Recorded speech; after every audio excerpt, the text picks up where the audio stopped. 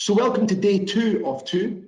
For those of you who missed yesterday's session, day 1 of course, you can find a link in our info centre to access the content from myself.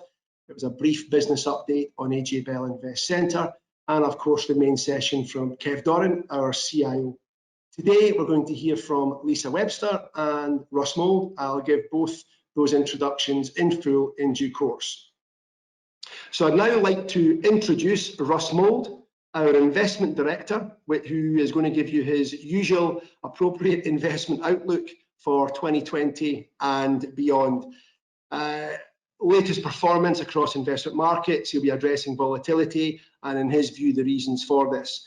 And he's going to look to highlight both the winners and the losers of the COVID-19 disruption and of course provide, as always, his thoughts on an outlook for the rest of this year and into 2021. Russ, over to you. Hello, I'm Russ Mould, AJ Bell's Investment Director. I'm just going to do a short presentation, the next 30 minutes or so, looking at the investment outlook for the very short period that covers the rest of 2020, and more pertinently for you and your clients, the much longer period beyond that. So these are the contents. We're going to very quickly look at why we've got to where we are right now, which has been particularly good at because that's telling you what's happened. And then we get to the tricky bit, which is what are the key themes that are driving markets now and how they are going to shape portfolio returns going forward with what I would argue is perhaps the single biggest investment issue of today, which is inflation and whether it's coming back or not. So to start with what I've called irresistible forces and immovable objects in terms of explaining where markets are right now, I guess the most baffling thing for many casual observers and indeed many professional ones is why the US market up 15 to 20% from where it was a year ago, when it's pretty hard to argue that the world is a 15 to 20% better place. And the US, given its weighting in global equity indices of around 60% or more, has dragged all the MSCI World and other broader indices up with it. So the question is, why does that make sense? Or indeed, does it make sense? Well, the forces that have been working against equity markets, unfortunately, they require no imagination whatsoever. The global pandemic, which may or may not still be under control after, again, fresh minor outbreaks in Australia and South Korea and even Thailand in the last couple of days, and the ongoing battle in major markets like India and America to bring the pandemic under control. That has in many markets, many countries, prompted a steep recession. The UK and the US are obvious examples, but Australia's golden run of nearly 28 or 30 years of economic growth has come to an end, with a lucky country now in its first technical recession, 2 consecutive quarters of economic shrinkage. And then there are the ongoing worries of, well, is there going to be a recovery? If so, what shape? V, U, L, bathtub, swoosh, inverted square root. You pay as your money, your safety choice. And what influence will a possible second or third wave have upon that? Historians look back to the Spanish flu of 1918-19, where the second wave was actually much worse than the first, and then there was even a minor third wave after that. And even if there aren't those second or third waves, what are the long-term effects, if any, upon personal, corporate, consumer behavior? Are we going to see these trends towards online shopping, away from offices, away from public transport, continue with considerable ramifications for overall economic activity, investment themes, individual stock selection? All of those topics are ones with which your chosen fund managers will be wrestling. So those are the forces that have been trying to rein markets back in and did them a huge amount of damage in February and March. But since then, there's been some powerful objects that have been providing huge support to financial markets. Interest rates have been slashed to near zero around the world, and you've had more quantitative easing. According to cbrates.com, I think we've had something like 180 interest rate cuts this year now, or there or thereabouts, against just 4 increases. You've also had fiscal stimulus from governments. America is indeed wrangling over a fresh stimulus program right now still. And according to Bank of America Merrill Lynch, over $20 trillion worth of fiscal stimulus from governments and monetary stimulus from central banks in the form of QE has been pumped into the global economy. Now, if you take the World Bank's view at face value that global GDP will drop by around 10% this year, that's roughly a $9 trillion shortfall. And lo and behold, we've had $20 trillion flung at that hole to try and fill it, which may be why markets, again, have been pretty optimistic about the outlook, and that the hit from the pandemic to economic activity, at least, looking at through things for a very narrow prism there, will be fairly modest. And indeed, we have central banks promising yet more liquidity to support the economy and perhaps financial markets should it be required. And equally, governments seem keen to offer further largesse. France now talking about just a 100 billion euro programme just in the past few days. So what are the results of that? Well, at the moment, at least, there are hopes that the second quarter will prove to be the bottom for economic activity, with a pent-up rebound in the third and then sustained growth from there onwards. That again, though, is still prompting debate over the shape of the recovery, VU, LW, whichever you prefer. But the net result, as we've already discussed, is that the MSCI World to the end of August was up roughly 15% year on year. American indices were back in positive territory for the year, which again, given the broader backdrop, seems strange. But given the onrush of liquidity, given the support to the economy, and given you could argue the lack of viable alternatives when it comes to getting a return on clients' cash, the case for equities in particular has been pretty good, or at least you can vaguely understand why we've got to where we are. And this just gives you one example. This looks at the Federal Reserve's balance sheet in trillions of dollars. So we started the year at $4 trillion US, and we've moved up to pretty much 7 in very short order. That is a much bigger expansion than we saw in the Fed's balance sheet after the great financial crisis between 2009 and 2013. And you can argue that that fresh liquidity has provided ample support to stock valuations. There is a counter argument here. If we took the chart further back, the Fed's balance sheet didn't expand much between 13 and 17, and equities went up anyway.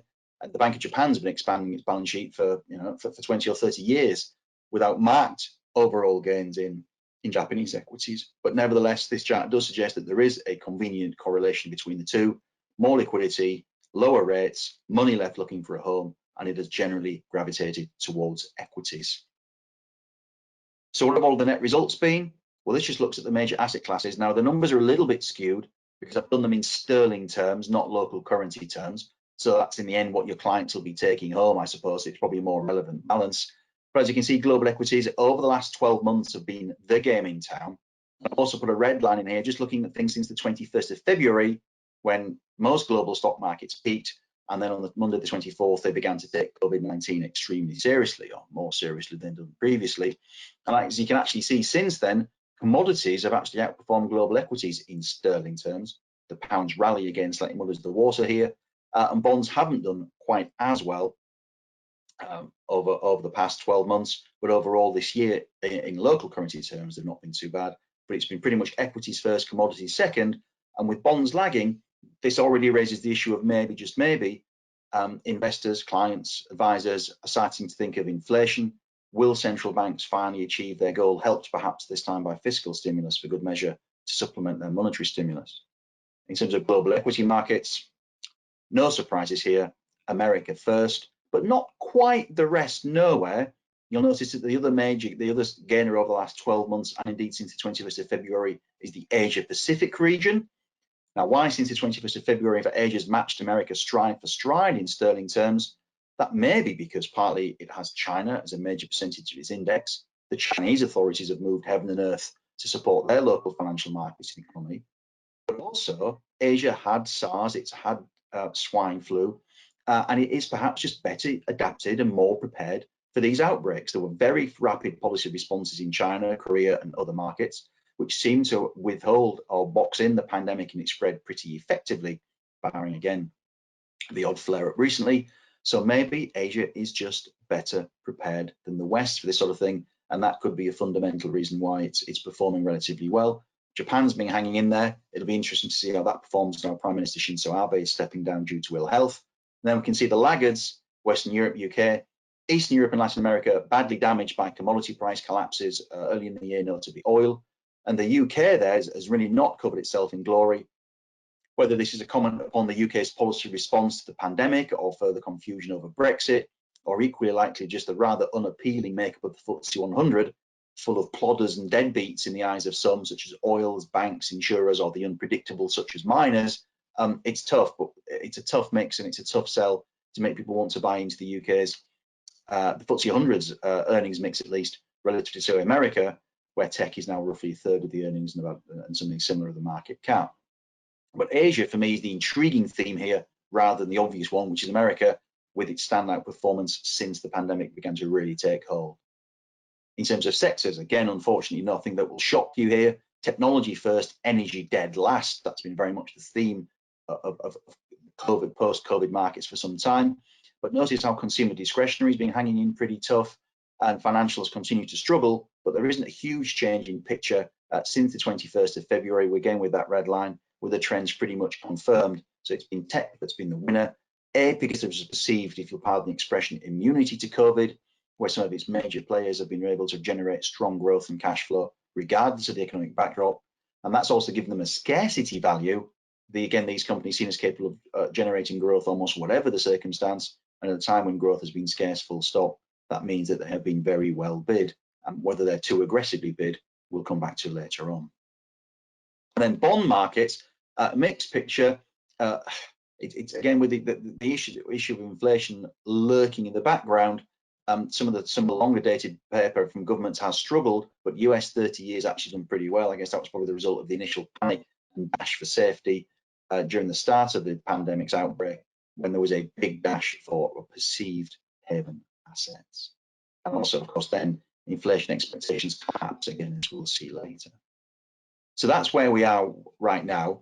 But just diving behind those a little bit further, there have been 4 standout winners. And really, these have been performance makers or breakers for your selected fund managers over the past 12 months, and certainly over the past 6 or 7 since that 21 February cutoff, when COVID really began to make its presence felt, not just in Asia, but in Italy, the West, and then beyond.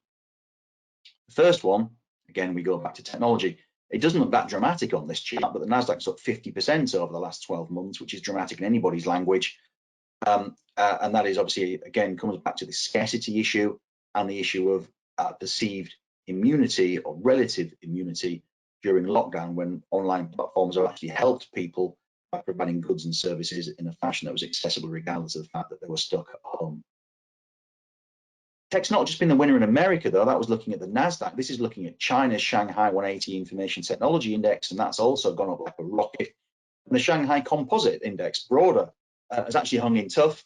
That's probably, again, partly down to some degree of state assistance that we've seen there and injections of liquidity into the economy and the financial system. But the Chinese technology pickup, again, will be down to the impact of lockdown, perception that these companies are able to sail through it relatively well by keeping people in touch, providing them with goods and services that they needed during lockdowns. But also, there is this slight angle to the Chinese situation, whereby with the trade war continuing between America and China, as they fire certainly verbal salvos at each other, there is the perception that if America starts to cut off Chinese technology companies, that China will respond in kind, and that therefore we'll have to start sourcing more product from domestic suppliers of semiconductors or smartphones, whatever it happens to be. And therefore, these domestic-facing Chinese stocks, technology-wise, have actually done pretty well.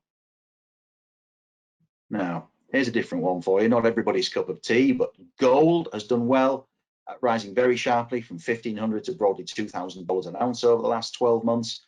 That continues to break out above the key 1,350 level that we saw last year. And gold miners have made even more dramatic progress. That makes perfect sense, because gold miners here, as measured by the Arca Gold Bugs Index in the US, known as the HUI, the average gold miner right now, I would guess, has got an all-in sustaining cost of production of probably, let's say, $950 to $1,150 an ounce. So once gold goes above that, it is literally money for jam, and they are literally sat on a gold mine with gold at nearly $2,000 an ounce. Your profit margin has just gone from, say, $1,100, from $1,100 to from $800 or $900 an ounce to say $1,200 an ounce. So it's been an incredible boon for them. And gold miners, as we'll see later, are generating plenty of cash now and starting to aggressively hike their dividends. But so it's partly that's been attracting people. Also, again, perhaps partly the dash for safety post-COVID, but also, again, this concept of, can central banks keep running QE forever? Can governments keep increasing their deficits forever? Some advisors and clients may be taking the view, no.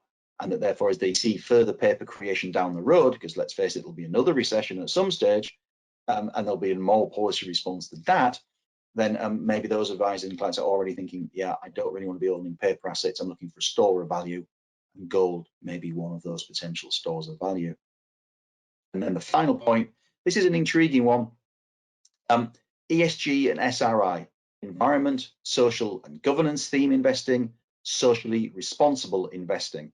It's not necessarily gone absolutely nuts this year, as you can see, but it has recovered very strongly using a UBS exchange traded fund or tracker product of a basket of companies that pass rigorous ESG and SRI filters, but it is up year over year, more than the FTSE 100 is, for example, which is down by around a fifth. And by marked contrast, the ongoing collapse in oil companies' valuations, ExxonMobil, the world's largest company by market cap on the 1st of January 2010, well, that's just been kicked out of the Dow Jones Industrial Index. Now, is this because investors, advisors, and clients think that there are indeed sustainably premium returns to be gained from companies that have got good ESG policies? There's mathematical statistics that suggest that is the case. These companies are given a lower cost of capital. It's easier for them to exceed that cost of capital and generate premium returns as a result and create value. Is it to some degree public pressure? Is it to some degree virtue signaling? Is it to some degree a panic away from oil companies because the oil prices collapse? I'm sure that all of those factors are involved. My personal suspicion is we've probably written off oil just a little bit too early. We're still burning lots of it. And we may be too early to assume that the world goes completely green, so there could be a bit of a surprise there. But it's equally clear that ESG and SRI, it's where the political will is, it's where the public will is. And if that's where the governments are looking to start spending their money, France is talking about green incentives in its latest fiscal stimulus program. Christine Lagarde of the European Central Bank has been pressing governments to again go down the green path and talking about bonds related to green investment. If that's where the money's going, there's a fair chance there might be some investment returns to come out of that, at least for a while. So you can see why ESG and SRI have done well, certainly relative to legacy carbon heavy industries like oil. So those have been the big winners. And if your advisor, your money has been there, you have probably been able to generate premium performance. So the single biggest issue in markets today, well, we've addressed some of the sort of macro ones, the micro ones, but this for me is the big one. It might not, again, look desperately dramatic on this chart, but here we are. Inflation, five-year forward expectations in the US, pretty much at their high for a year. And in fact, not far off their all-time high since this series began in the middle of the last decade. A huge swing, definitely, from the middle of spring after COVID fears were at their worst and the death toll began to accelerate rapidly. Thankfully, the death toll has begun to be reined in for more important reasons than financial markets. But what it has also meant is that the policy response to that death toll to support the markets and support the economy, is that inflation expectations are creeping up. Now, huge amounts of interest rate cuts and QE did not stimulate inflation after the great financial crisis, and it certainly hasn't done so in Japan since 1989. However, this time around, in the West at least, we've got huge amounts of fiscal stimulus as well. And that's before we may start seeing things like the Democratic Party get into the White House in America in November, potentially, when modern monetary theory may start to come into play. And indeed in Germany is now running another universal basic income experiment. So there could be greater government handouts to come. Now, governments in theory can't run fiscal deficits forever unless they start, as long as there's a willing range of buyers for the bonds, or indeed obliged ones, which may be one of the next steps going forward. But at the moment, markets are starting to think, we're running huge deficits that are going up. We're running more QE programs. There is an awful lot more surplus paper knocking around there. I'm starting to get a little bit worried that not just monetary stimulus, but fiscal stimulus. This time the money's gone direct to the customer, to the consumer. It's not been left to the banks to try and lend at depressed interest rates. It's going straight to the consumer, and they're spending it in restaurants, for heaven's sake. Was it £500 million worth the Eat Out to Help Out campaign here in the UK? So that money's going straight into the economy. So you may just start to see velocity of money go up as well as supply of money. And under Austrian economics, that's a starting point. Now, one pushback here is you're seeing huge demand destruction, rising unemployment, fracturing of the economy because of the impacts of COVID and its implications. Equally, the counter argument to that is you've also got huge supply side destruction. Businesses going bust, companies retrenching on supply, and also the America-China trade war prompting retrenchment of supply chains from overseas to domestic suppliers, where frankly the costs are just going to be higher. Throw in costs of dealing with COVID, whether it's rubber gloves, PPE, or sanitation stations, whatever it is, and companies might just start passing on their costs to their customers. Again, also potentially a recipe for inflation. And heaven help us if oil starts going up for any reason, that could also get more interesting. So although on the face of it, debt, demographics, unemployment, recession, COVID are all strong deflationary forces, there are still strong inflationary forces out there, QE, fiscal deficits, direct transfers to consumer from governments, supply side destruction, and so on. So it's not quite perhaps as clear cut as it was, and the market's clearly getting very, very nervous because inflation expectations are creeping up. Now, if we get inflation, and don't forget that the Fed has just started talking about letting inflation run hot and go above its 2% target so that we get average inflation policy. So if we get a period of zero inflation followed by a period of 4%, the Fed will view it as job done because that gives them their 2% average. So that's a change. That's telling you that they're prepared to let inflation run hot. It's telling you that the Fed is prepared to let interest rates run on a negative basis in real terms. Now, again, that is obviously not good for customers who are clients who are holding cash and may force that money to go looking for another home. So that is something to definitely bear in mind in terms of the future debate going forward. The Fed clearly doesn't fancy negative interest rates. It is owned by the major banks after all, and we've seen what negative interest rates have done to the European and Japanese banks. It's absolutely marmalized their margins and their share prices. So the Fed won't be going down that path, one would assume, but it's clearly happy to try and let inflation do the work when it comes to generating negative interest rates. So these are the three possible scenarios that we have in terms of, and what they might mean in terms of asset class. But the Fed's preferred outcome, and it's clearly going to strive to get there, is inflation going up and not being followed by interest rates, at least for a while. So the scenarios: a weak recovery, no inflation. Well, that's pretty much what we've had for the last 10 years. No change there, and that would suggest no change in asset allocation, at least the optimal returns coming probably from bonds and growth stocks, where again, their scarcity value, because of their ability to grow, sees them trade at premium valuations. You could, however, get a surprise and a strong inflationary recovery because of that combination of monetary and fiscal stimulus and velocity of money starting to pick up. And if inflation expectations rise, and let's face it, inflation is as much a state of mind as anything else. That's when staff will start demanding wage rises, for example. That's when you really start to get the vicious circle of inflation expectations moving up. That, in theory, would mean bonds definitely not. And even the growth stocks wouldn't look quite so clever. Why? Well, they trade on a big premium to wider markets because the growth is seen to be scarce. But in an inflation recovery, growth wouldn't be scarce at all. You'd be able to pick it up in the street, and you get it from cyclicals, financials, and emerging markets, all of which are bombed out, perform badly, or relatively at least, and all of which are in the value bucket. Yes, there's that word again. They're all a heck of a lot cheaper, and therefore, if you get a strong inflationary recovery, it would be potentially the catalyst for the return of value after a decade or more in the doghouse. Then, well, the worst case scenario is perhaps, or the most tricky scenario, is a second wave of the pandemic and further economic dislocation. That would almost inevitably lead, you would argue, to further fiscal and monetary stimulus, further debate of the debasement of paper currency, at least from the Austrian school side of economics, and that would probably lead to further progress, you would think, if history's any guide, in gold and gold miners. So those are your three potential scenarios, all requiring potentially different portfolio allocation solutions, but at least you've got a vague idea for what the potential scenarios are. If inflation comes, it would make for major changes. On the left-hand side here, we've got the Invesco QQQ Trust and ET against the Russell 2000 exchange traded fund, or looking at a basket of value stocks, and we all know it's been growth first, value pretty much nowhere. Now, value has gone up if you look at this chart, by the way. It's not actually lost you money.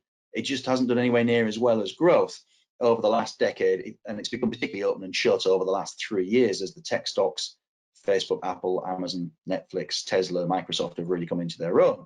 But if you look at the chart on the right-hand side here, all that's done is give tech chance to actually erase the huge underperformance you saw after the collapse of the tech, media, and telecoms bubble in 2000. So you've had 10 years of underperformance erased by 10 years of outperformance. So maybe if inflation comes, we're on the cusp of another major inflection point. There are no guarantees, but it's certainly getting more interesting. It'll get more and more interesting if inflation expectations do start to rise further. And those sort of market shifts, they do come along. Now, they don't maybe come along every week, but those of you who attended last November's Investable remember showing this chart, and it's particularly pertinent now, again, looking at Exxon as one of the world's 10 biggest stocks in January 2010. This just shows you that, by definition, what's the biggest stock at the start of each decade is probably one of the best performers from the previous decade. So the 1980s, Japan was king. Well, it's been a dog since then. In 2000, tech was pretty much king. Tech and telecoms, if you look here, again, they were horrid for the next 10 years. If you look in 2010, all the market's enthusiasm and focus on commodity plays, China growth plays, miners, oils, Chinese banks. They were horrible for the next 10 years and have underperformed by and large. And now where have we got to? That's right, a market absolutely packed, or that's been led by technology stocks. So if you do get inflation, and there's no guarantee at all, but if we do, maybe, just maybe, you see a similar sort of sea change where what worked so well for the previous 10 years doesn't work so well for the next 10. It wouldn't be the first time, and I'm sure it won't be the last either. Now, in terms of tech valuation, we've just started to see one or two little wobbles. You won't want to get into the nuts and bolts for this. This is what you pay your fund managers for. But just looking here at these big tech names that now are worth roughly 25, 26, 27% of the S&P 500, they're trading on broadly 8 times sales going forwards with their market cap of more than $8 trillion US. 8 times sales. Just think about that for a second. I'm indebted to a former US colleague for sending me this. I worked for UBS Investment Bank for 12 years covering technology stocks. How on earth he dug this out, I've no idea, but I think he got it from a blog from a US wealth manager. But this is just an interesting quote from Scott McNealy, the chief executive of Sun Microsystems, a cult tech stock, computer stock in 2000. There's its share price chart on the right. McNealy pointed out that his stock was trading at 10 times sales at one stage. And he said, that's great. So that means if I give you 100% of my revenues over the next 10 years, you'll just break even. Now, clearly that isn't possible because companies have got costs, they've got research and development, they have employees, they pay tax, and you, dear advisors and clients, will be paying tax on your dividend as well. So if you go back to these companies, if all of them were to give you all of their revenues for the next 8 years, you would be breaking even. Now, that's a position that you may feel is comfortable for you because beyond those 8 years, all kinds of wonderful things could happen. Some of you, however, may be less comfortable with that, and that is a matter of personal choice for you. So in terms of conclusions, again, we've still got powerful deflationary forces out there, debt and demographics. The global economic foundations were weak before COVID. Central banks of governments have tried to paper over the debt crisis of the 2007-9 with more borrowing. The foundations were not strong, and although it took a horrible exogenous shock to tip things over the edge back into recession, it might not have taken anything quite as unexpected or ferocious as that. There is, however, on the other side of things, fiscal and monetary stimulus on a massive scale, that 20 trillion plus number from Bank of America Merrill Lynch, providing support to economies and markets right now. Questions are, how long can governments afford fiscal stimulus? If bond buyers keep buying, frankly, for as long as they want. The question remains, if there's ever a revolt because inflation starts to rise, that may be when governments have to start getting a little bit more vigorous and start obliging financial intermediaries and fiduciaries to invest in bonds. How long can central banks keep bond markets supine through QE? Again, inflation expectations will be key to that. Monetary stimulus alone did not lead to inflation in the last decade, and it hasn't done it in Japan forever. It might do with greater velocity of money as governments start shoveling money directly into shovel-ready infrastructure programs, or indeed straight into consumers' pockets, as they have been doing recently. Japan, again, would question that, but if modern monetary theory, universal basic income start getting traction, anything could happen. If, and it's still a big if, inflation does come, it would require a major change of strategy. Bonds and growth have been the key strategies for the last 10 years, but a return to the playbook of the 1970s would be needed if we started getting inflation. And the Fed's clearly happy for at least 4%. Who's to say it doesn't end up with 6, 7, 8, or 9? You just never can tell. If that was the case, then you'll be looking at real assets, value, cyclicals, financials, instead of both bonds, growth, lesser degree cash. And so it would be a major change if we get it. So this is going to be the key issue, not just for the next 4 months or even 4 years, but certainly the next decade and beyond. And if we go there, these are the sort of things that you'll start potentially having to look at. Real stuff, I've called them commodities. This chart just looks at the Bloomberg Spot Commodity Index against the S&P 500. So when the grey line is going down, equities are outperforming commodities. When the grey line is going up, commodities are outperforming equities. And you can see how, again, a little bit of inflation can go a long way when it comes to stoking out performance of commodities relative to equities. Shiny stuff, gold. Slightly naughty comment from George Bernard Shaw on the right-hand side, which I'll leave you to digest at your leisure. But this just shows that Hui Gold Bugs index, the top 10 constituents, and their annual dividend payments since 2000. And look how they rocketed when the gold price went bananas between 2007 to 2009, as governments really cranked up, as central banks, really cranked up the printing presses and the QE programs. There's no guarantee gold will keep on going. And if it retreats, operational gearing will work in reverse and mash their profits rather than boost it. But right now, those gold miners are really starting to crank out the dividends. The yields may not be high, but dividend growth will catch a lot of eyes potentially. And that is certainly what's starting to happen right now. And then finally, index-linked stuff, infrastructure. Property is a major thorn in many advisors' clients' inside right now on the commercial side. Everybody's wondering what on earth to do with it. Is the office dead? High street's dead. What on earth are we going to do? Will those yields come back from those real estate investment trusts? Some property portfolio funds are still locked down. Maybe, just maybe, people start thinking of infrastructure as an alternative in the relentless quest for income at a time when interest rates are being anchored at zero. Maybe infrastructure is an option. Bit of a commentator's curse, and as soon as I flagged this company, it's actually Greencoat UK Wind, the investment company. It's actually announced a capital raising, so the shares have come down a little bit. The shares rock solid over the last year. Net asset value has actually slipped slightly, but the share price is up, so that's a re-rating, and the dividends have come through.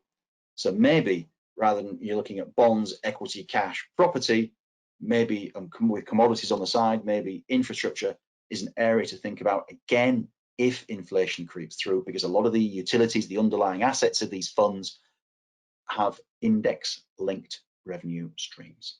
So that's my 30 minutes. I'm extremely grateful for your time. Thank you very much indeed.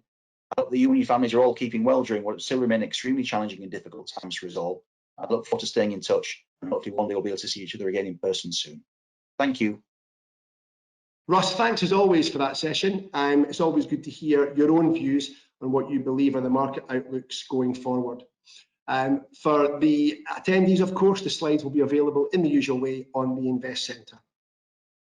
So it's now time to introduce Lisa Webster, our Senior Technical Consultant, with her usual technical roundup. Now, Lisa's going to be having a look at, of course, all the industry news and bring everybody up to speed in terms of measurements put in place with response to COVID-19 in particular. She'll also look at a roundup of FCA-related matters and what it means, of course, for you, advisors, and your clients, and with a look what's coming further down the line into 20 and 21. Lisa, over to you. Hello and welcome to our technical webinar. My name is Lisa Webster and I'm Senior Technical Consultant here at AJ Bell.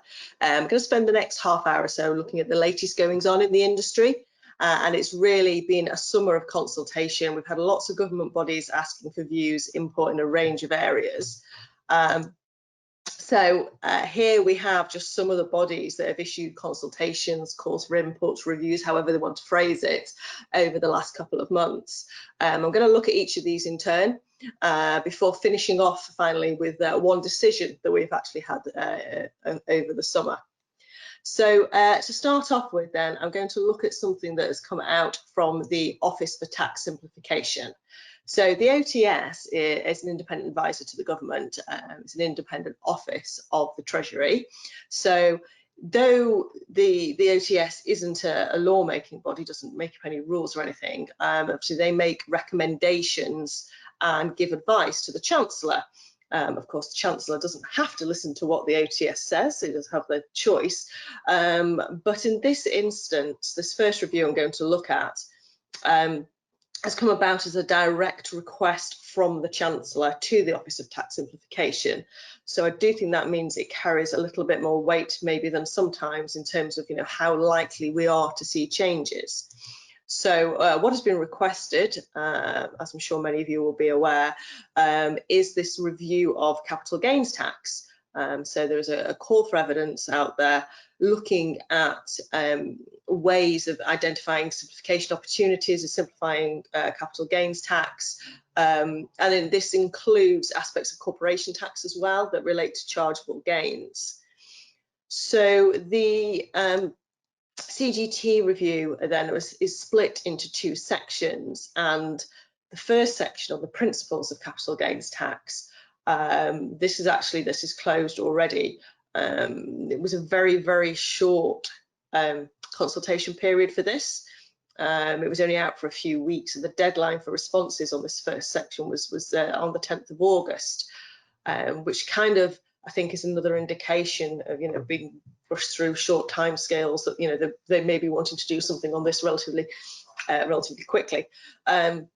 So the first section was looking for high-level comments on the principles of CGT, looking at allowances, exemptions, reliefs, how losses are treated, and I suppose quite interestingly, interaction of how capital gains are taxed compared to income. So we may be seeing some changes in this respect. The OTS have said that they might give they haven't said definitely, but they might be in a position to give an interim update following the first part. Haven't seen anything as yet. And then the second section of this is the main call for evidence. So in this review, what they're asking there's a whole list of about 40 specific questions relating to different aspects of CGT, and they are very interested in real life examples, sort of issues, where things aren't working quite as well or things are particularly complicated, looking at people's real experiences of dealing with CGT. And the deadline for this main call for evidence is the 12th of October. So there's still plenty of time, if you want to be part of this and put your response in. There's also a survey for individuals to complete in respect of their personal dealings with CGT, which maybe, I don't know, maybe of interest to yourselves on a personal level or for some of your clients. So given the fact that the Chancellor had specifically requested the CGT review, I do think that means there's a definite possibility of changes happening in the budget.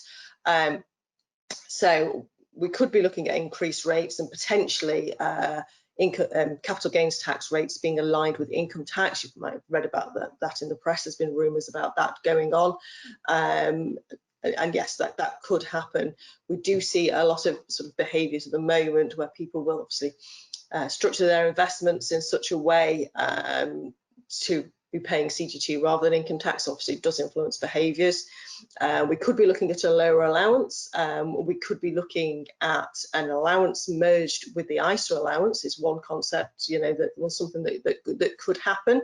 And by that I mean is that you have maybe a slightly higher ISA allowance, but once your investments are in an ISA wrapper, then they're free of CGT, but equally that if they're not in that wrapper, then you're going to be paying CGT on everything.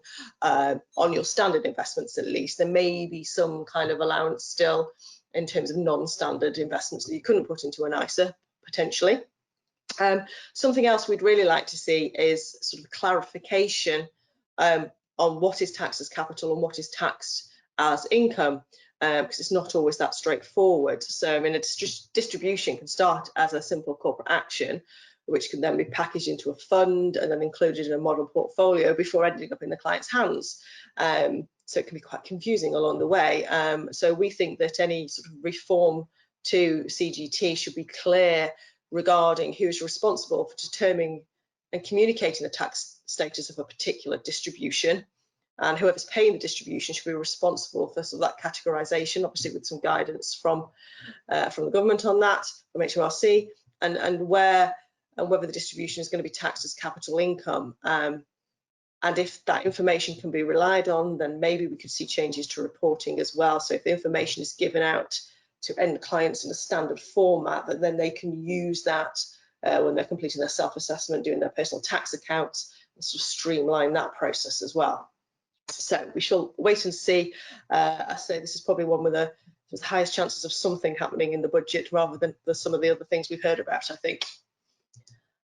Next, I'm going to have a look at the Treasury Committee. So the Treasury Committee have launched an inquiry, and this is a big, wide-ranging inquiry, tax after coronavirus. So it's a huge subject area. It is obviously just an inquiry stage, so nothing might come out of this, or it could be something significant changes to our system, but it would be something that I think would take a little bit longer. I think after the initial inquiry, if there's areas they want to focus on as a result of that, then they'll be looking at consultations and things along the line. But this is the committee is looking for evidence on major long-term pressures on the tax system in the UK, looking about how we protect the tax base, whether this is the right time for big reforms, what overall level of taxation the economy can bear, what reforms should be considered in response to the pressures on the tax system, role of tax reliefs in rebuilding the economy, Areas for simplification again. Is there a role for windfall taxes? Interestingly, what is the right balance between taxation of work, savings, pensions and wealth? So there's actually a little bit in here about, you know, if we're going to take these things forward, you know, what should the consultation process look like? So I say very wide ranging, probably nothing immediate, but, you know, a large scope on this one in terms of what's going on with this one. And the deadline for this one was the first week of September. So this one, when you're listening to this, will be just have passed.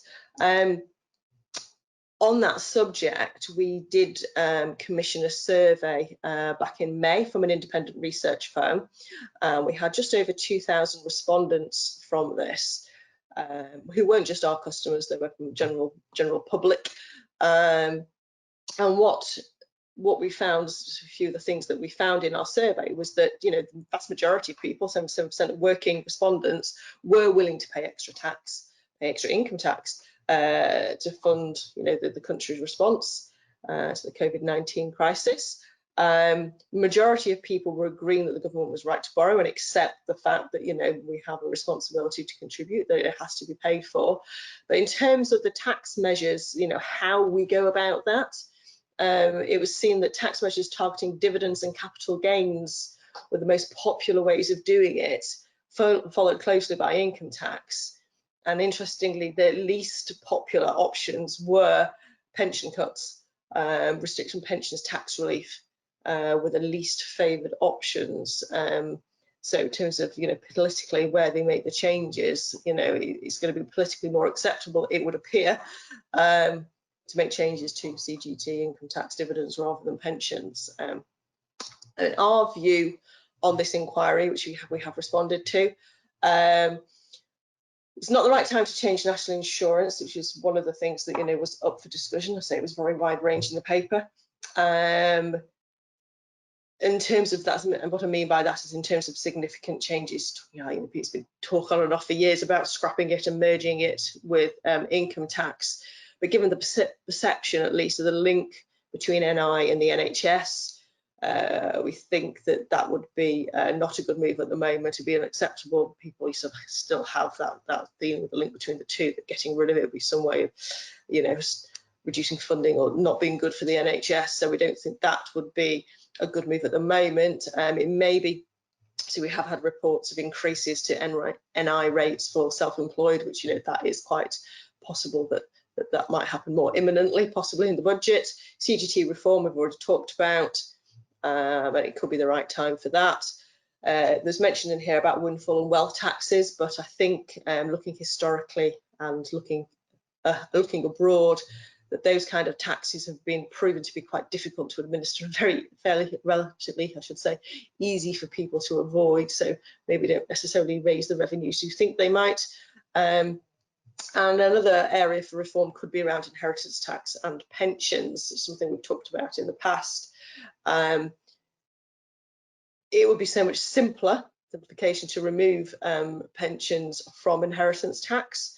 Vast majority of cases, IHT isn't payable on pensions, but there's a few sort of cases where that isn't always true, and they're quite complicated, those areas. So we could make things a lot simpler by removing it, even if you compensated it with, say, you know, 10% tax or whatever on all pensions, death benefits, because at the moment they are very generous. I think most people would agree.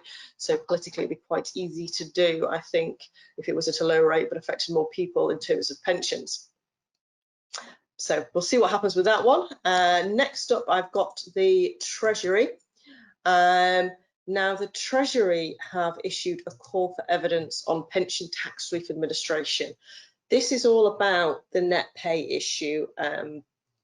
As some of you will recall, they promised in the Conservative Party's election manifesto, they promised they would look at the net pay issue. So this is the issue of those people who have earnings below the personal allowance. If they pay pension contributions, if they have personal contributions, if they're going into a relief at source scheme, they benefit from a 20% tax uplift, whereas if they're in a net pay scheme, they don't get it. So there's disparity between systems. Just before I talk about that a little bit more, what is also interesting in this paper, in the introduction section, it talks about what this is and what this isn't, looking at this paper. And it mentions, refers back to the 2015 consultation, which was about pensions tax relief. And some of you will remember, I'm sure, this is when there was really big talk about moving to a flat rate of relief on pensions. People thought there was going to be changes then. But on the back of that consultation, it says that consultation provided no consensus for change. And so at Budget 2016, the government announced that it would not be making fundamental reform to the pensions tax relief system. This call for evidence, therefore, does not cover the marginal rate relief structure of pensions tax relief, nor does it cover issues around the limits on pensions tax relief. So I think that's quite interesting that they're referring back to that paper and saying we've done a consultation on this, and there was no consensus, so we're not looking at it. So you can read what you like into that, but as ever, the pre-budget rumours are going round about changes to pensions tax relief, but that's what it says in this call for evidence recently issued by the Treasury. So what this is looking at is the net pay issue. So this paper, there's 4 approaches which have been suggested as to how we deal with the net pay issue. So I'll look at each of those in turn and see what we think might happen. The first approach that is being suggested is paying a bonus to those people affected using real-time information data. So those people obviously that aren't getting the bonus, people whose earnings are below the personal allowance, that not get that 20% uplift, having a bonus paid to them through the RTI data system. However, though that sounds quite a good approach in theory, I think in practice it's saying that this would require significant and costly administrative changes for savers, employers, pension schemes and HMRC. And at the moment, only relief at source schemes have to report their membership to HMRC, and net pay schemes don't. So that will be a new system change for them. It will be a lengthy reconciliation process. There would have to be a new payment system because by definition, these people aren't taxpayers, so you can't just change their tax code in order to resolve the problem. You have to have a payment system. There's also this approach, they're talking about paying the bonuses to people personally, not within the pension scheme, so it still wouldn't be equal to the relief at source system. Potentially issues is that value shifting, because effectively that's money that on another system would have gone into the pension scheme and now it's not. So there's a few issues with that one. Approach 2, I think, must have been suggested by providers of net pay schemes, because instead of trying to sort of compensate or make it, help those people that are low earners, what they're saying here is to make it fair is that actually you put a charge on the people, low earners and relief at source schemes who aren't paid taxpayers. We put a charge on them, so taking money from low earners.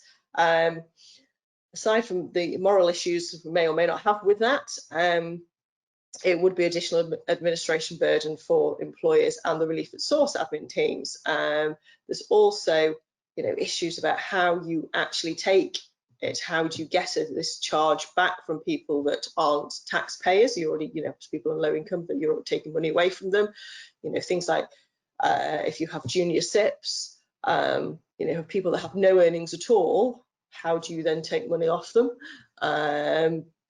It is suggested that it's taken from the individual rather than from the pension scheme. If it was from the pension scheme, if it's been invested and things, there's all sort of issues with that. So I don't think that's an ideal solution either, really. Third approach they have is that employers would be required to operate multiple schemes. So an employer that has a net pay scheme would have to have a relief at source scheme as well. So employees could choose between them as to which would be the most appropriate for them. So that would be obviously extra complexity for some employers and for employees, because at some point in your career it may be more appropriate to have one kind of scheme and then at other times a different type of scheme. See, for anybody that's a higher or additional rate taxpayer or Scottish taxpayers, even if they're intermediate rate taxpayers, having a net pay scheme means that you don't have to reclaim either via self-assessment or contacting HMRC direct. You don't have to claim the extra rate relief. It's all done automatically through the scheme. So, you know, there are advantages to that too. Option 4, approach 4 is mandating the use of relief at source for all defined contribution schemes. So it would just be one scheme, you know, from an employer's point of view. So rather than having to have if they've got a net pay, a DC, a relief at source scheme as well. Obviously there would be system changes for net pay scheme providers in order for them to change over to the new system. And so those higher or additional rate taxpayers would then have to start having to claim tax relief, which they don't do under a net pay scheme. So those are the options that have been put forward in the paper. It looks as though approach 3 and 4 seem to be the preferred options, one of those, rather than 1 or 2, being more practical. But, you know, we shall wait and see what happens on this one. The deadline for this one, you know, if you are interested in this one, is the 13th of October. So there's a little while to go on that one in terms of responses. Next up, looking at the DWP, they have had a review at the moment on the charge cap. So this is, you know, those of you that are involved in workplace pensions may well be, sure will be aware, with auto-enrolment schemes where you have a default fund, there is a charge cap that's been in place since April 2015 of 0.75 of funds under management, or some equivalent combinations, which we won't go into now.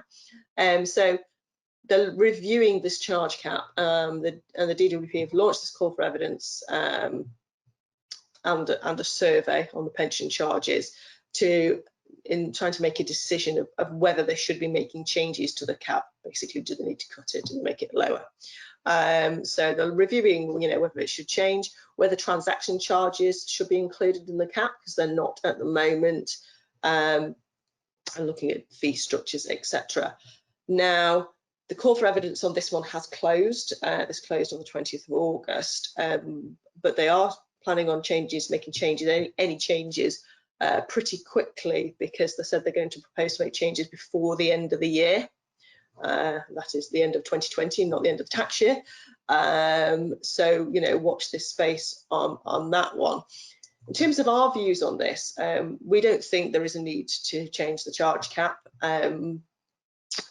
Auto-enrolment schemes are already governed, and workplace pensions in general are already governed by independent governance committees or governance advisory arrangements. They're in place. There's been work done in terms of the effectiveness of IGCs that the FCA have been doing recently, and value for money, new guidance issued in terms of how value for money is measured. And we think that if the IGCs are doing their job in terms of measuring value for money, then we don't need to reduce the charge cap as well. If you have lower charges, you know, there is a drive to the bottom. You know, charge cost isn't everything, and it reduces the ability of providers to provide quality in terms of member communications, how sophisticated it is, and you could have less engagement, less contributions, etc. Things like including transaction charges is very difficult, because you don't know up front, you know, what your transaction charges are going to be, and there may be circumstances where it's better to incur a tax and charge to move out of, you know, poor performing funds, etc. But actually, it's the cap in place might stop you from doing that. So there's issues with it. So, you know, our view is that it's not necessary, but, you know, we'll wait and see what happens on that one. Moving on to the pensions dashboard now. So the pensions dashboard programme is effectively a subcommittee of the Money and Pension Service, and they've recently had this call for input in regards to the working papers they've put out on data standards as, you know, part of the pensions dashboard project. So we've got definitions in terms of data scope, data definitions. Just a couple of things we're going to pull out on this one, really. With their data scope, their working paper, what they've sort of pulled out from their user research is that there's low tolerance for incomplete dashboards. And they've asked the question, to be acceptable to individuals, what proportion of their pension entitlements should the initial dashboard at launch find? So basically, how many pensions providers, what percentage of pensions do we need to have on this dashboard at launch date? And our view on that is that we strongly believe that we should aim for 100% coverage, even if it's only simple information. If schemes aren't able from day one to have all the information in terms of the data that you would want on there, you know, they might not be able to have, you know, to be able to pull through, you know, the fund value, the estimated retirement income, the other information that they're looking for. We think it's more to the point to have everybody on there, even with limited information, is better than not having it on there at all, because even if it just tells somebody they've got a pension with this provider and gives you some contact details, you know, that will give the person the ability to then be able to go and contact that provider to get the rest of the information, even if it's not pulled through onto a dashboard. The important thing is the fact they know that that pension exists, which they may well have forgotten about. And, you know, that's sort of really, really the point of it.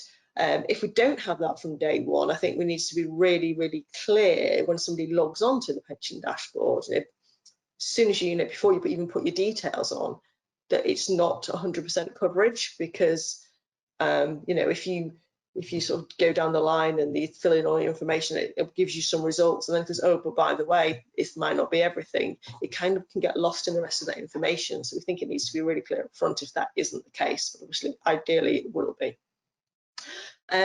Interestingly, on dashboards, there's been a bit more news about this. Pensions and Lifetime Savings Association, they did a survey recently, and they reckon that 75% of schemes who responded to that said they will be ready to join the pensions dashboard, you know, if they have the 2-year notice period, both DB and DC schemes. So they should be, you know, a reasonable level of participation to start with, even though not saying 100%.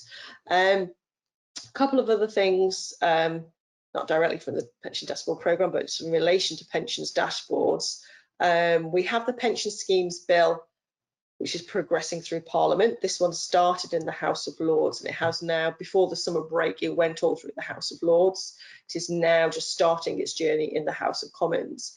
But some interesting amendments came out of its journey in the House of Lords.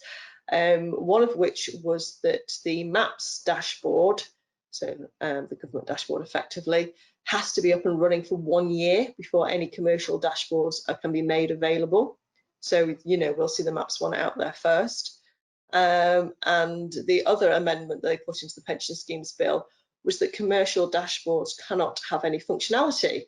So the commercial pension provider can't have a dashboard where it brings together everybody's pensions. You can see all your pensions there. It can't have any sort of sales tools on it or anything that says, you know, consolidate your pensions or contact us to transfer this in or anything like that. And the limitations are such that when you look at it, you think, well, really are, you know, pension providers, commercial organisations going to want to spend lots of money developing this if they can't get any sort of benefit from it? So we'll see what happens with that one. I say those came in, those amendments in the House of Lords. It has got to go through the House of Commons yet, so it may well be that they get thrown out or changed significantly along the way. But another one to be interesting to see the developments of, you know, what it actually looks like when it all comes out. Work and Pensions Committee next. This is an inquiry, quite a big inquiry that has been launched on protecting pension savers, looking 5 years on from pension freedom. So a big review of what's going on, what's happened under pension freedoms. Now, this is split into 3 parts, the first of which is pension scams. This call for evidence, again, closed at the start of September, it's just closed. So, and probably of less relevance, you would hope, to advise clients, as they're less likely to be subject to pension scams if they have an advisor involved, or at least if they have a properly regulated advisor involved. But that's just the first part. We have parts 2 and 3 coming next year, which probably are of more relevance. So we have part 2, which will be out early next year, which is on accessing pension savings and how advice and guidance supports that decision. So we're going to be looking at that, so obviously that's direct relevance for advisors, and that'll be interesting how they differentiate, etc., the guidance. And then later on next year, they've got saving for later life and what more needs to be done to help people plan and save for retirement. Couple more to go. We've got HMRC, I've not talked about them yet.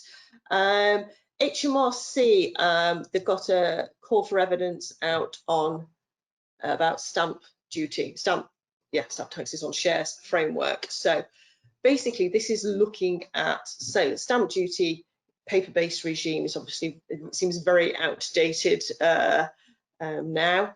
But stamp duty and stamp duty reserve tax are linked together. The two tax systems are interdependent. You know, they rely on the same regime. So we can't really look at stamp duty without looking at stamp duty reserve tax as well.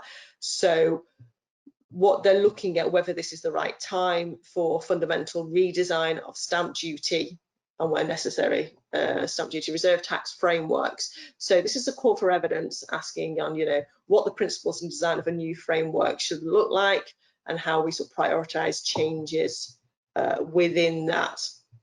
And looking at that, you know, the responses to this call for evidence will inform the government's thinking on possible changes to the frameworks. It is just a call for evidence, so this is like the first stage, and then whatever comes out of this, and they might take forward into a consultation. This one closes on the 13th of October. So, you know, again, if you want to have your say on that one, you've still got a little bit of time to do that. Finally on here, the last one I'm coming to is the FCA, which makes a change because we always spend quite a lot of time talking about the FCA, these sort of things. So, in terms of open consultations, what's going on at the moment, I suppose the biggest one probably is this one, is the liquidity mismatch in authorised open-ended property funds. So some might say this is maybe slightly overdue. We shall see. This paper, obviously, I think we probably all know why this one has come about. This paper, yeah, obviously, we know that daily dealing doesn't work when we're talking about property funds, because that is the liquidity mismatch. So what this paper is suggesting is that we have notice periods on open-ended property funds, and then looking at either a 90 or 180-day notice period, and for redemption requests to be irrevocable. And obviously when you put that request in, you don't know what the price is going to be. The price isn't going to be known until the end of the notice period, which means obviously from a risk point of view, from the client's point of view, that's going to make quite a big difference to them, and you know, maybe the clients that these sort of funds are suitable for.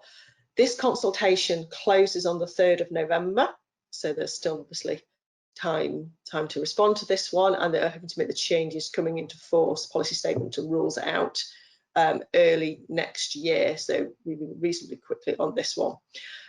Some implications of this, the proposals would mean that these investments, open-ended property funds, would not be eligible for ISAs anymore. So they're looking at, you know, what that means and how they actually deal with that, and consultations with, you know, Treasury, with other bodies in that respect, and what happens with that.